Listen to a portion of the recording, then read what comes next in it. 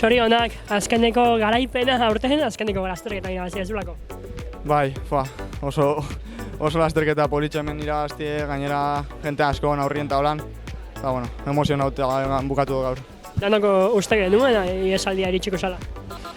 Bai, baina oso azkar hasi garela nien, ez? Nik uste dut inoiz ez dagoela niretako lako lan bat. Hasieran Stanisek eta Diegok egin daue justo ja eskapa fantanien hasi direla nien, eta gero Zepak dauen lana ez da normala izan. Benetan gaur nire garaipen erdixe Zepan gaitxik izan da. Maila hortan, jodezue Dylanek ere jodu, baina zalantzadiak zeren ea iritsi ote alzinaten murua eta erostarben gaina.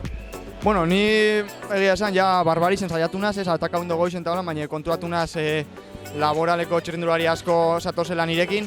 Ze hori ataketan hauen eta derrepente nauken lau bost txirrindulari nire atzien, eta gero eurak ataketa aztien, eta hori ja momentu baten lasabe fanjat.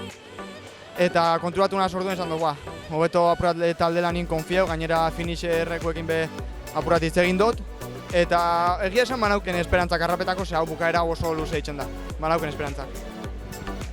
Atzo Silbak irabazizun, gaur zu zehate pixkat hor kolokan zaudetenak profesionaletara jauzia emateko taldetik. Bueno, konfiatza besterik ez da geratzen, ez?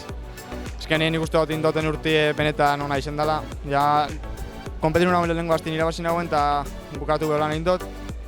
Eta bueno, urte oso egonaz aurrien orduen, bueno, konfia eta ikusiko da. Gaurko aldarri argia beraz jauzia emateko. Bai, danak izaten di, ez? Baina holan bukaketzi bintzet, ez dakit. Nire partez ja indotin binauen dana, ez? Zorionak. Eskerrik asko.